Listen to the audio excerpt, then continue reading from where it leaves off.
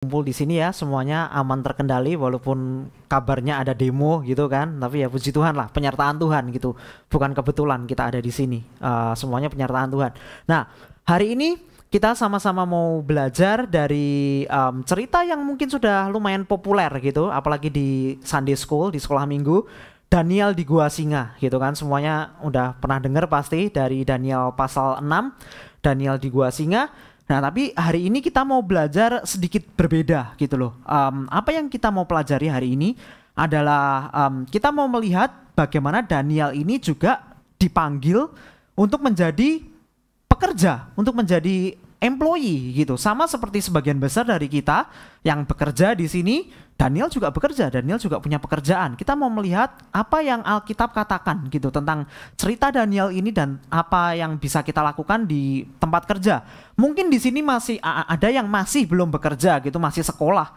Ya, sekolah itu juga pekerjaan kalian gitu kan. Karena itu kan profesi kalian. Nanti kalian setelah selesai sekolah juga eventually bakal bekerja juga.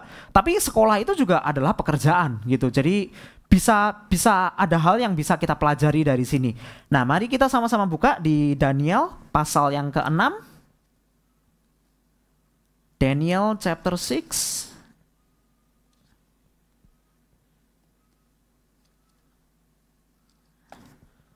Daniel pasal yang ke-6 nih agak panjang ya, satu chapter, tapi ya nggak apa-apa lah ya, namanya juga baca Alkitab gitu.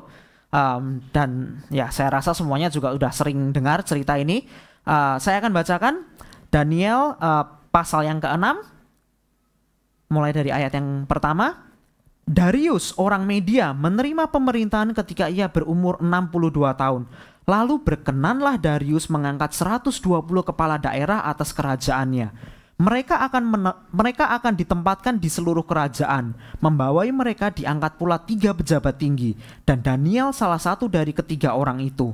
Kepada merekalah para kepala daerah harus memberi pertanggungjawaban supaya raja tidak dirugikan. Daniel melebihi para pejabat tinggi dan para kepala daerah itu karena ia mempunyai roh yang luar biasa. Raja bermaksud menempatkan dia atas seluruh kerajaannya. Para pejabat tinggi dan kepala daerah itu mencari alasan untuk mendakwa Daniel dalam hal pemerintahan, tetapi mereka tidak mendapat alasan apapun atau suatu kesalahan, sebab ia setia dan tidak ditemukan suatu kelalaian atau kesalahan padanya. Kata orang-orang itu, kita tidak akan menemukan alasan apapun untuk mendakwa Daniel kecuali dalam hal hukum Allahnya. Bergegaslah para pejabat tinggi dan kepala daerah itu menghadap raja serta berkata kepadanya, "Ya Raja Darius, kekalah hidup tuanku. Semua pejabat tinggi kerajaan ini, semua penguasa dan kepala daerah, para menteri dan bupati bermufakat supaya dikeluarkan suatu ketetapan raja dan diberlakukan suatu larangan bahwa siapapun dalam 30 hari menyampaikan permohonan kepada salah satu ilah atau manusia kecuali kepada tuanku ya Raja, ia akan dilemparkan ke dalam gua singa. Oleh sebab itu ya Raja, keluarkanlah larangan itu dan buatlah surat perintah yang tidak dapat diubah menurut undang-undang orang Media dan Persia yang tidak dapat dicabut kembali." Sebab itu Raja Darius membuat surat perintah larangan itu. Mendengar surat perintah itu telah dibuat, Daniel pulang ke rumahnya. Di kamar atasnya ada tingkap-tingkap yang terbuka ke arah Yerusalem. 3 kali sehari ia berlutut, berdoa, serta memuji Allahnya seperti yang biasa dilakukannya. Orang-orang itu pun bergegas masuk dan mendapati Daniel sedang berdoa dan memohon kepada Allahnya. Mereka menghadap raja dan menanyakan kepadanya tentang larangan raja. "Bukankah tuanku mengeluarkan suatu larangan bahwa setiap orang yang dalam 30 hari menyampaikan permohonan kepada salah satu ilah atau manusia kecuali kepada tuanku ya Raja akan dilemparkan ke dalam gua singa?" Jawab raja, "Hal itu sudah pasti menurut undang-undang orang Media dan Persia yang tidak dapat dicabut kembali." Kata mereka kepada raja, "Daniel, salah seorang buangan dari Yehuda, tidak mengindahkan tuanku ya Raja dan tidak mengindahkan larangan yang tuanku keluarkan. 3 kali sehari ia menaikkan doanya." Mendengar hal itu sangat sedihlah raja. Ia mencari jalan untuk melepaskan Daniel. Bahkan sampai matahari terbenam ia masih berusaha untuk menyelamatkannya. Bergegaslah orang-orang itu menghadap raja dan berkata kepadanya, "Ketahuilah ya raja, bahwa menurut undang-undang orang Media dan Persia, tidak ada larangan atau penetapan yang dikeluarkan raja yang dapat diubah." Raja pun memberi perintah, lalu Daniel diambil dan dilemparkan ke dalam gua singa. Berbicara raja kepada Daniel, "Allahmu yang kau sembah dan dengan setia, dialah kiranya yang melepaskan engkau." Sebuah batu dibawa dan diletakkan pada mulut gua itu. Lalu raja menyegelnya dengan cincin meterainya, juga dengan cincin meterai para pembesarnya, supaya menyangkut Daniel tidak dibuat perubahan apa-apa. Raja kemudian pulang ke istananya dan berpuasa semalaman. Ia tidak menyuruh datang penghibur-penghibur dan ia pun tidak dapat tidur. Pagi-pagi sekali ketika fajar menyingsing, raja bangun dan segera pergi ke gua singa. Ketika sampai dekat gua itu, berserulah ia kepada Daniel dengan suara pilu.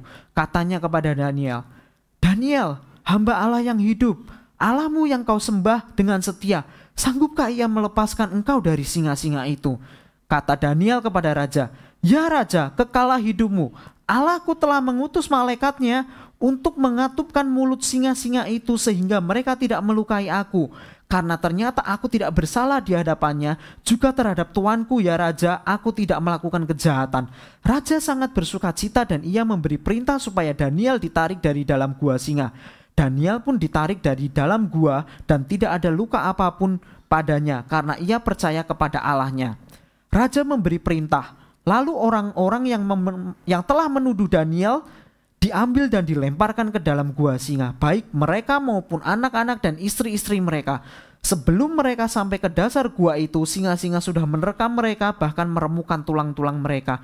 Kemudian Raja Darius mengirim surat kepada orang-orang dari segala bangsa, suku bangsa dan bahasa yang mendiami seluruh bumi. Bunyinya, "Bertambah-tambahlah kiranya kesejahteraanmu. Bersama ini aku memberi perintah bahwa di seluruh kerajaan yang aku kuasai, orang harus takut dan gentar kepada Allah Daniel.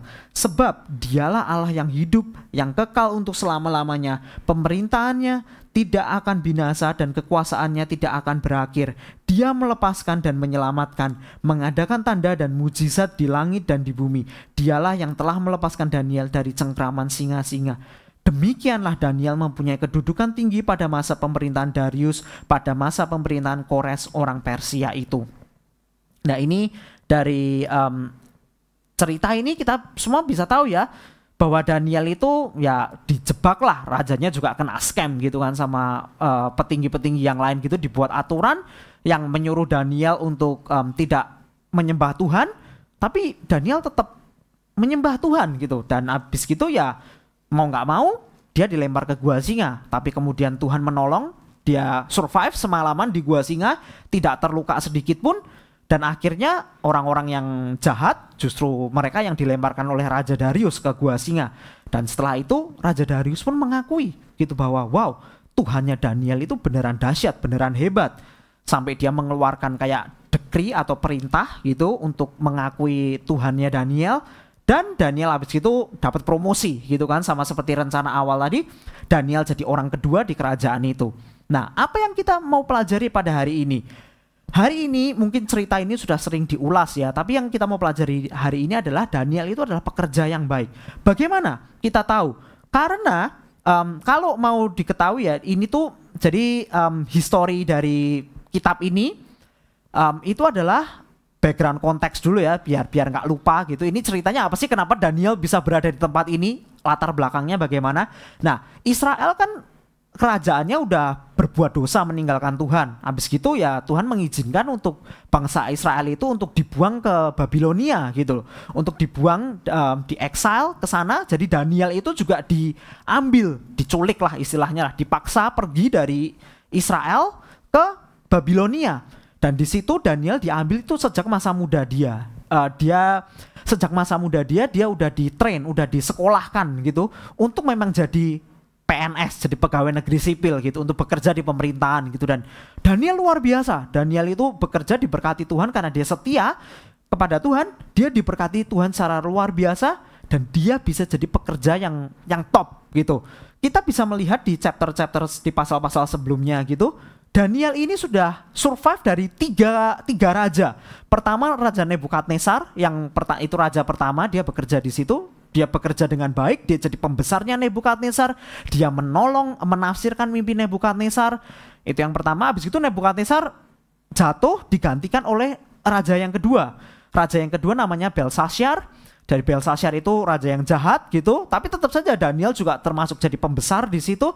Dan bahkan kalau dari chapter sebelumnya di pasal yang kelima, Daniel itu dipakai Tuhan untuk menjadi apa tuh namanya, executioner, bukan executioner, menjadi seseorang yang memberitakan bahwa Belsasyar itu akan dijatuhi hukuman mati oleh Tuhan gitu. Kalau cerita yang terkenal itu yang tangan menulis di dinding itu, writing on the walls, itu Daniel yang mengutarakan hal itu kepada Belsasyar, dipakai Tuhan di situ. Nah, setelah Belsasyar mati habis gitu, karena malam itu juga Belsasyar mati dan di assassinate gitu, dia meninggal.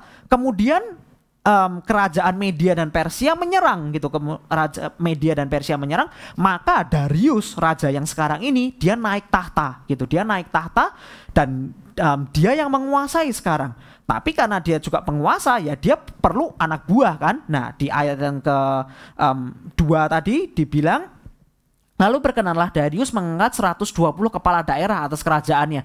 Jadi ini ada 120, ya bahasa kekiniannya kalau Darius itu CEO gitu kan, company-nya mungkin di take over gitu kan. Sini kan ya sekarang kan kalau ngomong kerajaan, raja kudeta diserang kan mungkin kita kurang bisa kurang bisa berempati gitu kan. Kita nggak hidup di masa seperti itu kan, kita hidup ya puji Tuhan di masa demokrasi, apalagi di Australia juga aman gitu, kita nggak perang gitu kan. Nah mungkin kalau mau dibilang itu ya ini mungkin kayak perusahaan gitu, Daniel tuh pekerjanya di situ, CEO-nya itu ya perusahaan.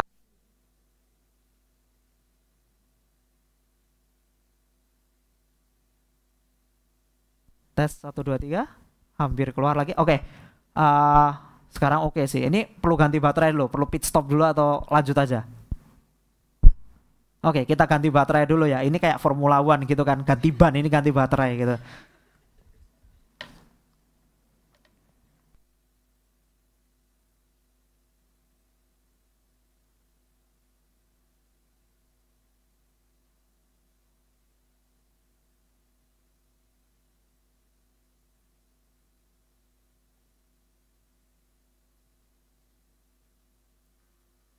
Oke, tes 1 2 3.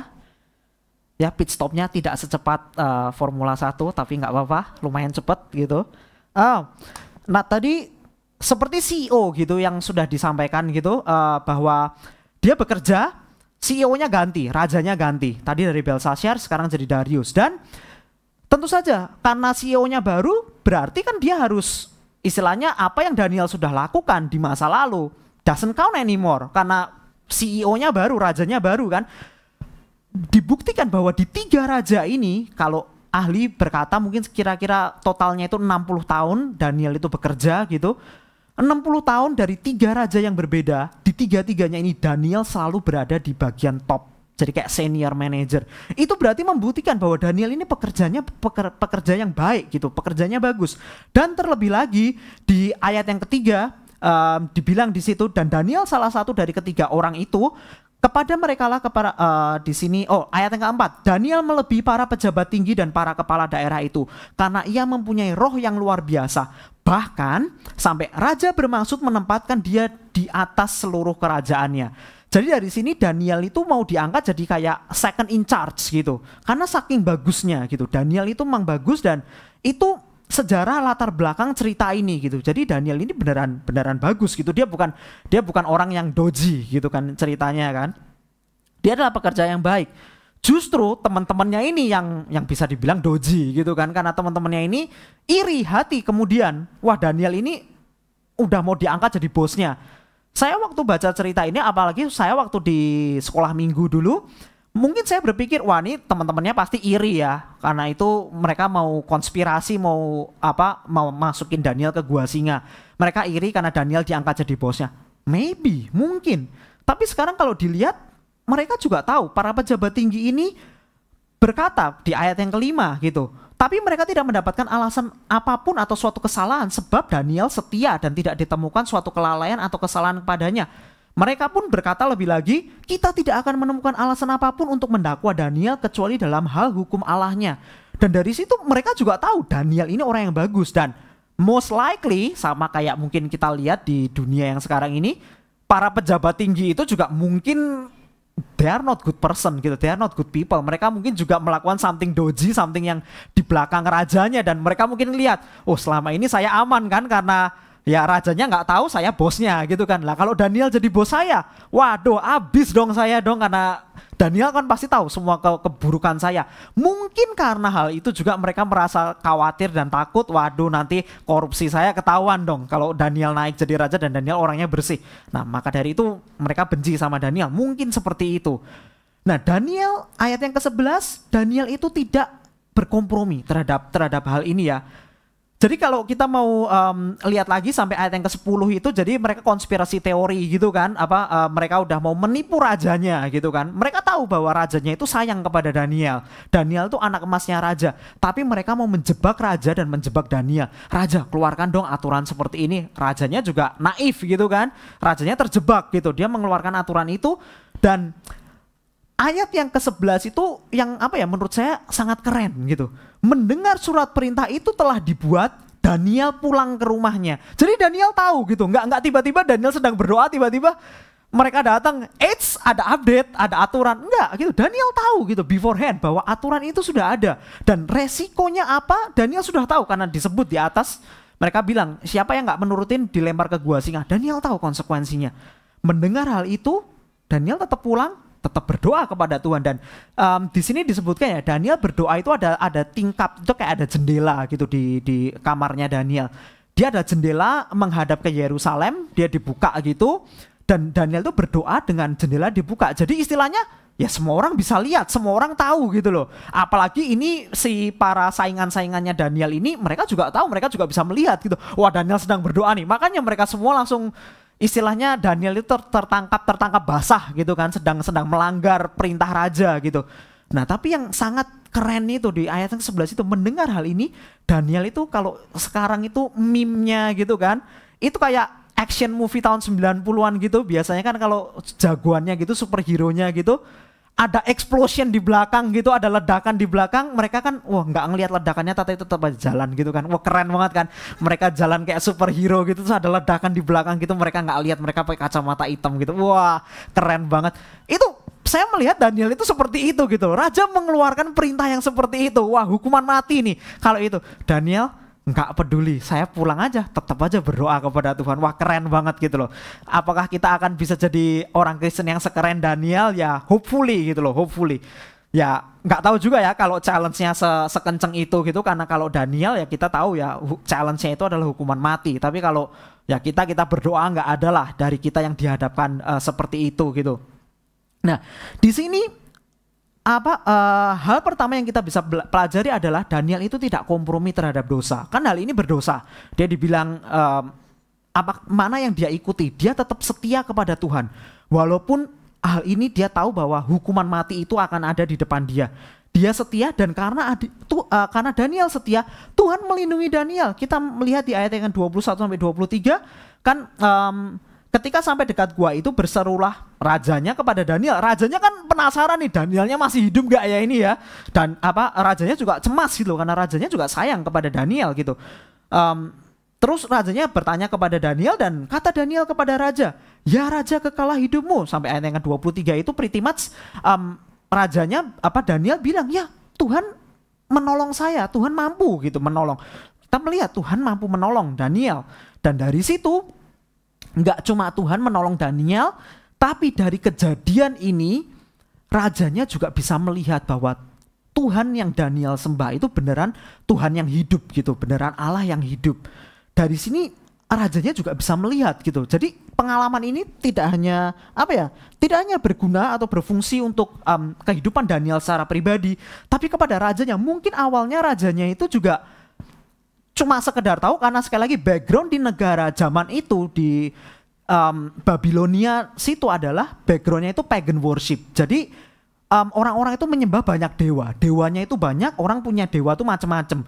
Jadi mungkin Raja Darius juga bilang, oh aku juga nyembah banyak dewa. Raja yang sebelumnya menyembah banyak dewa berbeda-beda, ini Daniel nyembah dewanya dia, ya terserahlah, itu urusan dia gitu. Mungkin seperti itu. Tapi setelah kejadian ini, Raja Darius tahu, wah dewanya Daniel ini, Tuhannya Daniel ini beneran hebat gitu. Dia mengakui gitu. Jadi sama seperti kita di tempat kerja, ketika kita tidak berkompromi, orang-orang di sekitar kita akan bisa melihat bahwa Kristus itu hidup di dalam kita. Tuhan yang kita sembah itu hidup di dalam kita. Dan dari situ, itu adalah hidup kita menjadi kesaksian yang luar biasa kepada orang-orang di sekitar kita gitu. Jadi ketika kita menyaksikan, kita nggak cuma ngomong saja gitu. Kita nggak cuma khotbah saja kepada teman-teman kita tentang iman kita. It's good gitu. Sama juga dengan di sekolah kita. Kalau kita di sekolah kita, di studi kita tidak berkompromi terhadap dosa, kita berpegang teguh kepada Tuhan, eventually orang-orang akan melihat kita. Wah, nih student yang ini kok beda ya, di sekolah dia beda, atau pekerja ini, employee ini kok beda ya.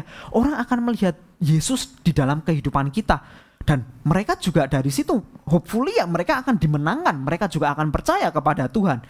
Dan dari sini ini adalah hal yang kita perlu pelajari gitu loh.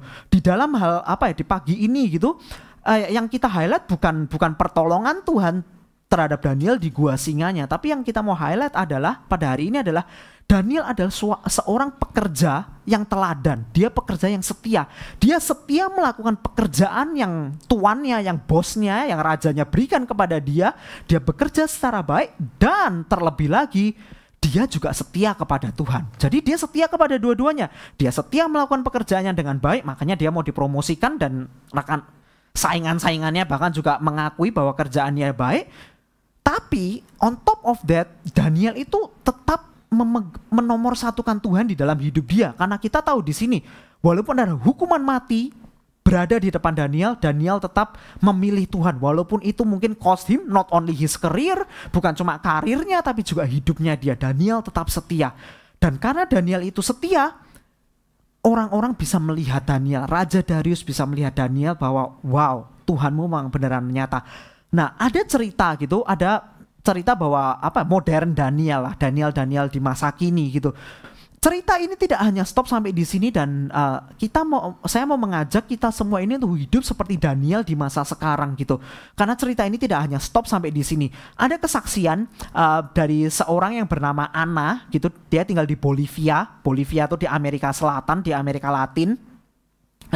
Di Bolivia situ, si Ana itu adalah student waktu itu. Dia kuliah di suatu kampus di Bolivia. Ya tentu saja bukannya saya mau menjelekkan Bolivia, tapi mungkin culture-nya dan rules-nya itu beda ya sama Australia. Kalau Australia kan lebih terstruktur, lebih oke lah. Kalau di Bolivia mungkin lebih dodgy gitu. Si Ana ini dia profesornya ini pretty much bilang ke Ana, if you don't sleep with me, I'm not going to let you pass. Jadi kalau si Ana ini tidak tidur dengan si profesor ini, dia nggak akan lulus, nggak akan difailin sama profesornya. Tapi Ana sebagai orang Kristen, dia nggak mau melakukan hal itu karena itu hal yang salah gitu. Walaupun mungkin kalau dia berkompromi terhadap dosa, mungkin dia nggak hanya lulus, tapi lulus mungkin dengan nilai A++ mungkin. Tapi si Ana nggak mau gitu, dia nggak mau, dan dia tertunda, kelulusan dia tuh tertunda sampai bertahun-tahun.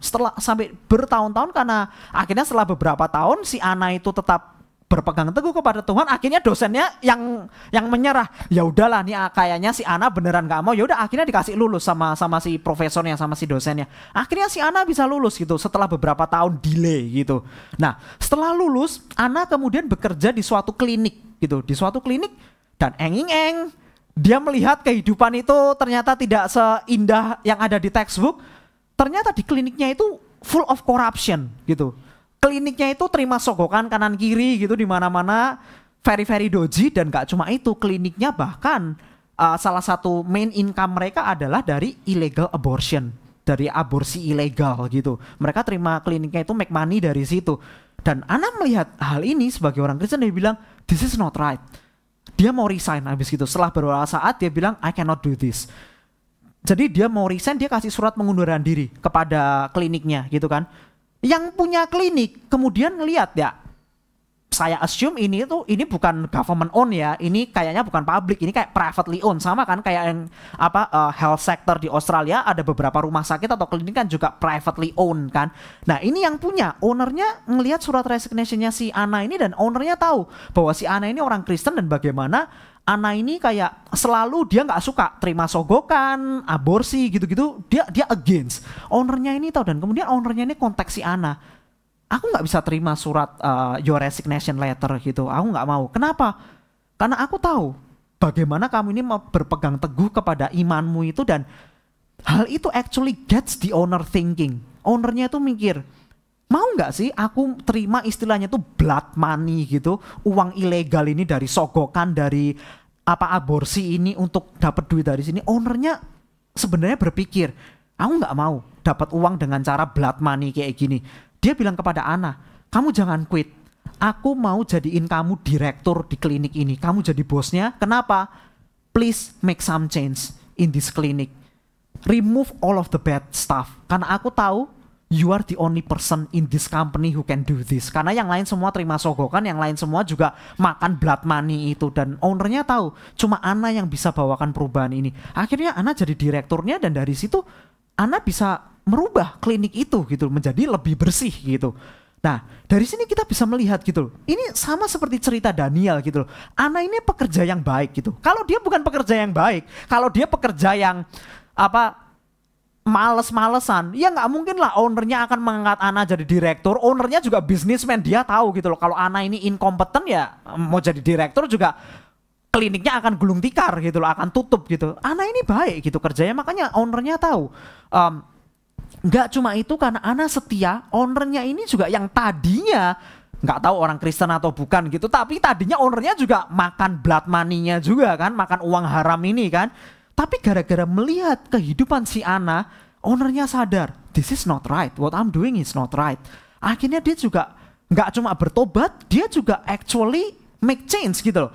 Aku mau menerima less money dari bisnisku ini, tapi yang penting bersih gitu. Ownernya juga berubah hidupnya gitu oleh Ana. Dan sama seperti Daniel diangkat jadi second in charge. Si Ana juga pretty much diangkat jadi second in charge kan, jadi direktur. Cuma di bawah ownernya aja gitu di klinik itu, dan bisa make change. Dari hal ini, it's not far-fetched gitu. Ini bukan sesuatu yang cuma teori atau cuma mimpi saja. Karena di sini itu sama seperti kita ini juga bekerja gitu. Mungkin situasi kita nggak separah Ana gitu loh. Mungkin kita semua nggak ada yang di blackmail oleh profesor kita untuk lulus atau untuk masuk kerjaan, ya I hope not gitu kan. Habis gitu di tempat kerja juga, mungkin tempat kerja kita walaupun nggak sempurna, tapi saya rasa juga nggak separah kliniknya si Ana ini kan, yang terima sogokan kanan kiri, terus ada blood money di dalam gitu. Nah, kita juga bisa gitu melakukan hal ini kalau kita tidak berkompromi terhadap dosa. Tapi mungkin challenge-nya berbeda, mungkin komprominya sedikit berbeda. Tapi kalau kita tidak berkompromi terhadap dosa, orang-orang di sekitar kita tuh akan melihat gitu loh, bahwa kita ini berbeda dari orang-orang itu, dan itu adalah kesaksian yang luar biasa and very powerful gitu. Ketika kita bisa menjadi terang dan garam di dalam pekerjaan kita, orang akan melihat, dan ya hopefully if God's willing, orang di sekitar kita, kolik kita juga akan bertobat, juga akan mau terima Tuhan, dan hidup mereka juga akan diubahkan gitu loh. Nah, ini adalah cerita dari si anak ini ya. Nah, sekarang saya juga mau, alasan berikutnya adalah dari cerita Ana dan cerita Daniel ini, bahwa tidak semua orang Kristen, tidak semua pengikut Kristus itu dipanggil untuk jadi pendeta. Dan tidak tugas menyampaikan Injil ini tidak terbatas kepada pendeta saja. Nah, kalau di sini yang jadi pendeta misal si Cipto atau si Kojaya gitu, kita nggak bisa bilang saya nggak terpanggil untuk jadi pendeta, udahlah itu tugas Kojaya sama tugas Cipto aja yang spread the gospel. No, karena yang kita lihat dari cerita Daniel ini, dan kita melihat di tokoh-tokoh Alkitab lainnya, nggak semua orang itu terpanggil untuk jadi ya modern day pendeta gitu. Semua orang nggak dipanggil, tidak semua orang terpanggil untuk menjadi pendeta, dan Tuhan tetap pakai mereka. Cerita lain lagi adalah Yusuf. Kalau mau ingat cerita Yusuf, cerita Joseph, dia juga jadi pekerja gitu. Dia jadi pekerja, dia jadi slave, dia jadi budak, kerja di rumah Potifar. Udah kerjanya bagus, difitnah lagi, masuk penjara gitu kan. Masuk penjara, setelah keluar dari penjara, ya dia bekerja lagi menjadi second in charge juga sama kayak Daniel gitu. Dan dia bekerja dengan bagus, dan Tuhan pakai Yusuf gitu loh untuk menyelamatkan Israel dari kelaparan gitu. Seluruh bangsa Israel akhirnya pretty much diselamatkan karena Yusuf gitu. Tuhan pakai Yusuf di dalam rencana dia. Dan Yusuf itu bukan pendeta. Yusuf itu sama seperti Daniel, Yusuf itu juga pekerja gitu. Jadi apapun yang kita lakukan, kita juga harus mau bekerja gitu. Di pekerjaan kita juga harus mau menyampaikan Injil karena itu yang Alkitab katakan gitu. Jadi tugas menyampaikan Injil, tugas outreach ini tidak hanya sebatas kepada pendeta saja. Sama di sekolah, sekali lagi, sekolah yang masih bersekolah, tugas kita di sekolah itu juga menyampaikan Injil ini. Kalau teman-teman kita yang lain nyontek, apakah kita ikut nyontek? Kalau teman-teman kita yang lain melakukan sesuatu yang tidak sepantasnya orang Kristen lakukan, apakah kita kompromi? Atau apakah kita mau berpegang teguh kepada Tuhan gitu. Ya saya dulu juga waktu sekolah juga struggle gitu loh. Kenapa? Karena begitu waktu itu tuh kayaknya ulangan, ada salah satu ulangan gitu di waktu SMA gitu. Ulangan tapi ya namanya mungkin gurunya doji juga gitu kan. Dia kasih print out soalnya gitu, 20 soal disuruh bikin gitu. Ya kita tahu lah kalau ulangan gitu kan nggak boleh nyontek gitu. Abis dia hand out kertasnya gitu, terus gurunya keluar men, dia ngerokok di luar gitu. Gurunya super doji sih, jadi gurunya juga nggak bener. Ya namanya gurunya keluar, apa yang murid-murid lakukan? Ya buka buku semua lah. Ya orang gurunya juga nggak peduli, semuanya buka buku gitu. Apa yang saya lakukan gitu ya? Ini contoh yang jelek ya. Apa yang saya lakukan? Ya saya berusaha. Orang Kristen nggak boleh gitu, nggak boleh buka. Mereka buka buku. Saya kemarin udah belajar kok. Ya saya kerjain sini. Saya kerjain sampai ada satu question yang saya nggak tahu, saya lupa apa ya ini jawabannya ya. Ya udahlah saya juga buka buku akhirnya. Ya itu contoh yang salah gitu, itu contoh yang salah gitu. I regret it gitu, kayak sebenarnya nggak boleh seperti itu. Itu kelalaian saya. Jadi kalau yang kuliah atau yang sekolah jangan seperti itulah. Kita nggak boleh seperti itu. Itu namanya kompromi terhadap dosa. Yang bekerja juga sama. Kalau let's say semua orang terima sogokan, ya sogokan kecil-kecilan lah, dan kita tahu bahwa dengan sogokan ini, it's okay lah, everyone is doing it. Ini kecil kok sogokannya, nggak sampai berjuta-juta dolar. Mungkin sogokannya cuma bisa beli buat bubble tea gitu kan. Tapi nggak apa-apa lah, namanya kan lumayan uang jajan gitu. Ya apakah kita sebagai orang Kristen akan terima suap itu kalau tahu bahwa I'm not going to get caught, there will be no penalty, I will be able to get away with it. Apakah kita akan melakukan hal itu? Atau kita akan bilang bahwa walaupun uangnya kecil, ini dosa, this is not right, aku tidak akan menerima suap. I don't know, it's hard gitu loh. Ya kita tahu gitu bahwa teorinya kita nggak boleh gitu, tapi in reality it might be hard gitu. Dan apalagi kalau kita ini ada resiko di depan kita. Ya kalau cuma tadi pakai, mungkin ada yang mau nyogok kita untuk buat uang jajan bubble tea. Ya kalau kita tolak juga mungkin nggak ada itunya kan, nggak ada, there is no penalty, there is no repercussion gitu. Tapi bagaimana kalau seperti Daniel gitu? Ketika kita menolak hal itu, dan hal itu potentially cost us our career. Gimana kalau yang nyuruh manajer kita? Gimana kalau yang nyuruh bos kita? Gimana kalau yang nyuruh salah satu top klien dari company kita untuk kita kompromi? Apakah kita akan berkompromi untuk melakukannya? Nah, ada salah satu cerita lagi, satu orang ini cerita dari Indonesia gitu. Jadi di Indonesia itu si orang ini, kita sebut saja namanya Mawar gitu kan. Mawar dari Indonesia ini, dia bekerja di bagian pemerintahan. Nah, dia bekerja di bagian pemerintahan ini. Pemerintahan itu ada tender kan.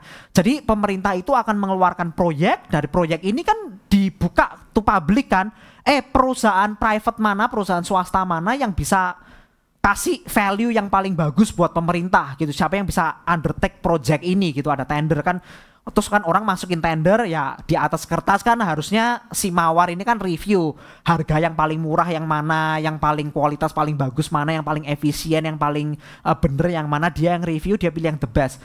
Tapi dia dihampiri oleh dua orang ini mau nyogok si Mawar ini. Dia mau bribe, mau nyogok si Mawar ini, mau dikasih uang si Mawar ini. Oke lah, kamu sama tender perusahaan kita aja, nih nanti kamu dapat uang gitu. Si Mawar menolak, dia nggak mau. Saya berkali-kali orang ini datang, dua orang ini datang berkali-kali, sampai at one point dua orang ini frustasi juga gitu, bilang, Kenapa sih kamu nggak mau disogok gitu loh? Semua orang juga terima sogokan gitu loh. Itu normal tuh seperti ini. Kenapa kamu nggak mau? Ya, terus kemudian Mawar berkata secara langsung gitu ya. Saya percaya karena Roh Kudus juga membantu Mawar, karena Mawar ini orang Kristen. Dia bilang begini kepada dua orang ini, saya nggak mau menerima suap kalian. Kenapa? Karena Yesus Kristus sudah bayar saya dengan lunas. Kalian tidak akan mampu membayar harga yang lebih berharga daripada darah Kristus. Dia bilang gitu. Dan kedua orang ini shock. Kedua orang ini gak tahu harus ngomong apa. Dia bilang gitu karena si Mawar ini Dimas bilang, hidupku ini udah dibayar lunas oleh salib Kristus, oleh darah Yesus. Berapapun harga yang kalian bayar, itu tidak lebih berharga daripada salib Kristus. Saya gak akan kompromi. Dua orang itu shock. Kemudian dua orang itu pulang gitu kan. Dan beberapa hari kemudian, dua orang ini datang kepada Mawar lagi. Separately this time. Dan mereka minta maaf kepada Mawar, mereka sadar. Kenapa? Karena dua orang ini yang mau nyogok ini ternyata salah satunya tuh orang Kristen dan yang satu lagi orang Katolik gitu. Jadi mereka tahu tentang Yesus, tapi mereka masih nyogok gitu karena nggak tahu kenapa gitu. Karena ya mungkin yang mereka katakan tadi karena mungkin mereka berkompromi karena semua orang di sekitar saya juga nyogok gitu kalau mau menang tender. Kenapa saya nggak nyogok gitu? Kalau saya nggak nyogok, saya juga nggak menang tender. Nah, setelah bertemu dengan Mawar ini dan setelah Mawar berkata demikian, kedua orang ini kayak mereka sadar gitu. Mereka berkata kepada Mawar, I was wrong. What I did was wrong gitu. Jadi di situ ya kita bisa melihat salah satu cerita ini lagi gitu, bahwa at that point Mawar mungkin akan akan resiko pekerjaan itu ada di dalam dia gitu loh. Mungkin dia akan kehilangan pekerjaan, mungkin siapa tahu bosnya bilang, loh kok kamu nggak terima suap gitu, mungkin bosnya juga akan bete atau gimana, bisa, resiko itu ada gitu. Tapi apa yang Mawar katakan ini, itu adalah benar gitu. Nggak cuma Mawar ini seperti si Daniel, bahwa dia tuh setia, dia nggak kompromi, tapi kalau kita mau lihat big picture-nya, harga kita, hidup kita ini sudah dibayar lunas oleh salib Kristus gitu. Dan karena salib Kristus sudah dibayar, sudah membayar hidup kita, kita tidak boleh berkompromi terhadap dosa. Karena seberapapun harga atau benefit yang akan kita terima ketika kita berkompromi di dalam pekerjaan kita, let me tell you, it's not worth as much kepada apa yang Yesus sudah berikan kepada kita. Sama dengan sekolah kita gitu. Kalau tadi misal cerita si Ana yang waktu masih kuliah, kalau dia mau berkompromi terhadap dosa, ya udahlah, tidur dengan profesornya nggak apa-apa lah, yang penting dapat A++ gitu. Kalau dia berkompromi, nilai A++ itu is not worth more daripada darah Yesus yang sudah tercurah untuk kehidup si Ana. Nah, kita mau melihat di 1 Korintus 7 ayat yang ke-23. Kita mau melihat di 1 Korintus 7 ayat yang ke-23.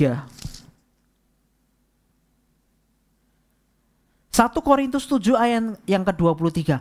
Kamu telah dibeli dan harganya telah lunas dibayar. Karena itu janganlah menjadi hamba manusia. Nah, di sini kalau mau dikaitkan dengan apa yang kita pelajari hari ini, jangan mau jadi hamba manusia ya. Jadi kalau ada bos kita atau klien kita atau rekan kerja kita mengajak kita untuk kompromi terhadap dosa, we know to say no. Kenapa? Karena harga kita telah dibayar lunas oleh Tuhan gitu. Jadi kita tidak boleh melakukan hal itu, kita tidak boleh berkompromi terhadap dosa. Nah, dari hal ini kita tahu gitu bahwa kehidupan kita di tempat kerja itu benar-benar memberikan dampak kepada orang-orang di sekitar kita gitu.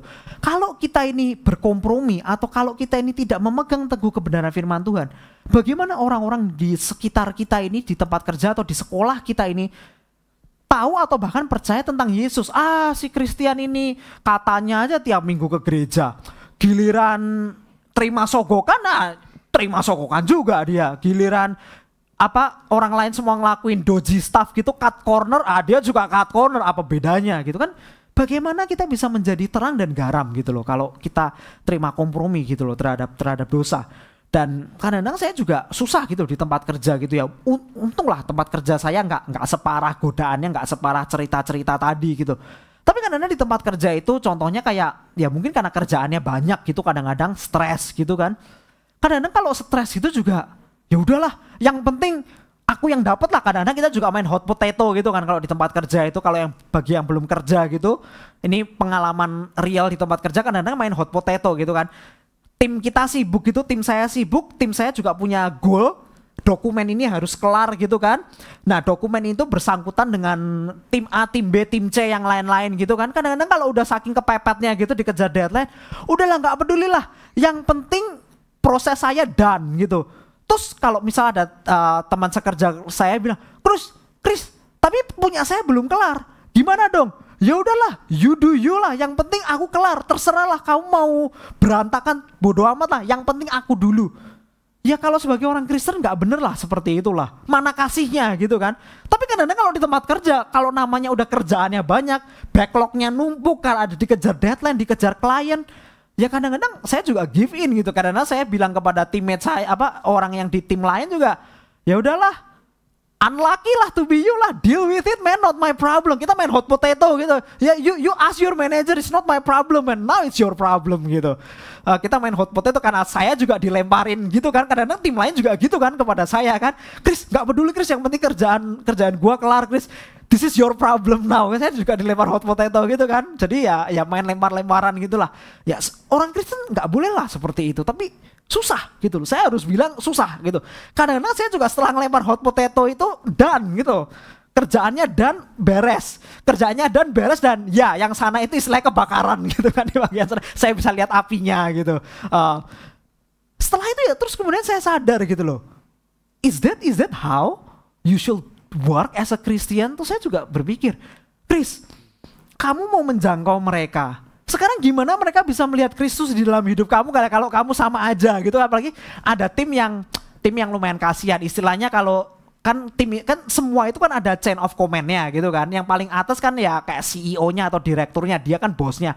Tapi kan kalau departemen sama departemen lain kan bukan atasan, kita kan kolik. Kamu bukan bos saya bukan bos kamu gitu kan.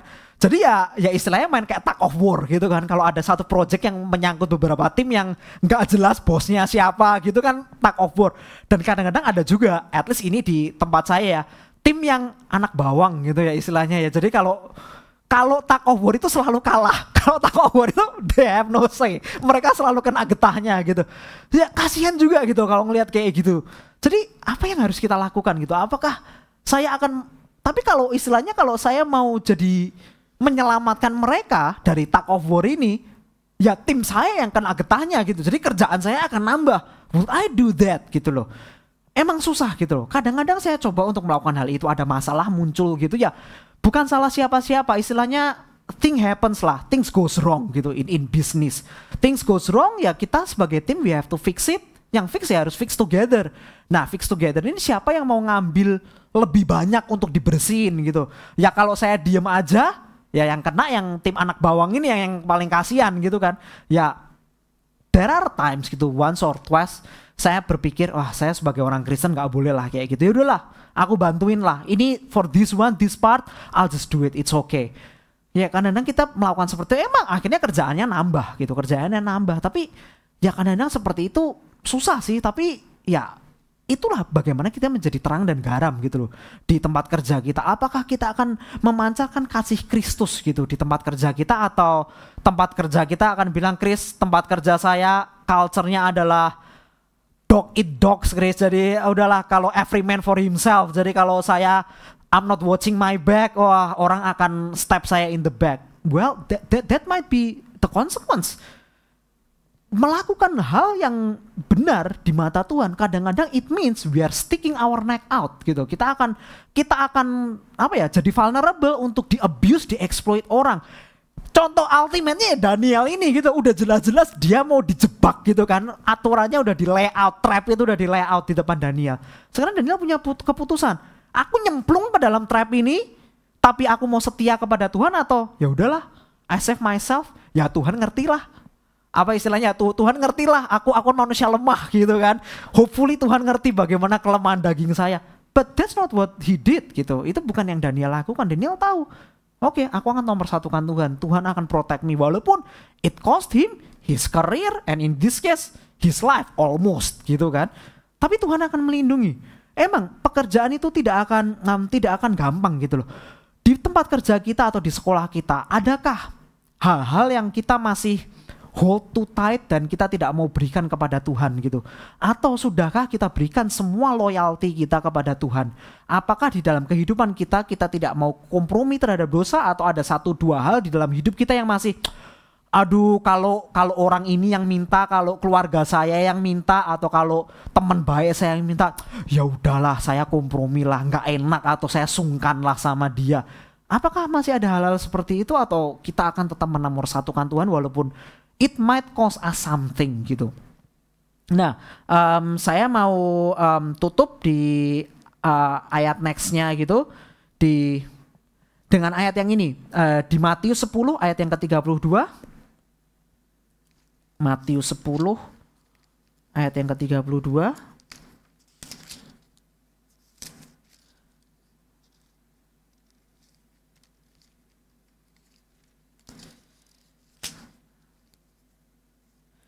Oke, Matius 10 ayat yang ke-32.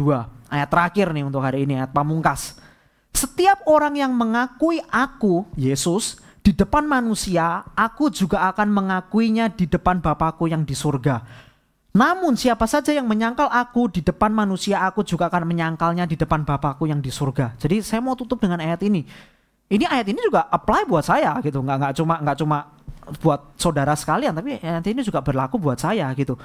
Apakah kita akan mengakui Yesus dimanapun kita berada gitu, walaupun itu susah? Atau akankah kita kompromi terhadap dosa? Dan dengan berkompromi terhadap dosa, itu artinya kita menyangkal Yesus di depan manusia. Ketika rekan kerja kita, pekerjaan kita, atau sekolah kita mengajak kita untuk kompromi terhadap dosa, ketika kita berkata yes, itu artinya kita menyangkal Yesus di depan mereka semua, karena orang-orang itu mungkin tahu bahwa kita ini orang Kristen, dan mungkin mereka tahu apa yang akan kita lakukan ini adalah bertentangan dengan firman Tuhan. Mungkin mereka tahu, walaupun mereka orang dunia, mungkin mereka orang sekuler, mereka tahu bahwa oh, ini tuh sebenarnya kalau kamu orang Kristen, kamu sebenarnya nggak boleh melakukan hal ini. Tapi dengan kita terabas gitu aturan ini, ya kita akan seolah-olah tuh kan kita akan menyangkal Yesus di depan mereka gitu. Dan kalau kita menyangkal Yesus, ya Yesus akan menyangkal kita gitu. Jadi ayat ini keras gitu loh. Tapi ayat yang ke-32 itu encouragement-nya gitu loh. Encouragement-nya adalah setiap orang yang mengakui Yesus, mengakui Tuhan di depan manusia. Jadi kalau kita tidak mau berkompromi, kita tahu, bahkan mungkin kalau kita bilang, no, I'm not doing that. Terus kalau kayak tadi si Mawar tadi dari Indonesia dibilang, kenapa nggak mau, semua orang ngelakuin kok, this is the business norm gitu. Semua orang ngelakuin ini. Ya kita bisa bilang, me as a Christian, I don't do that because it goes against my value. It goes against what the Bible says. Kalau kita berkata seperti itu artinya kita mengakui Yesus di depan manusia gitu. Dan ketika kita mengakui Yesus di depan manusia, Yesus juga akan mengakui kita di depan Allah Bapa. Jadi hopefully ayat ini menjadi pegangan untuk kita dan memberikan kita kekuatan, sehingga di tempat kerja kita bisa dipakai Tuhan lebih dan lebih lagi untuk menjadi terang dan garam di tempat kerja, sehingga orang-orang di luar sana bisa melihat dan ultimately, hopefully, if God's willing, seperti Raja Darius, hopefully mereka juga bisa bertobat dan menerima Tuhan sebagai Tuhan dan Juru Selamat mereka.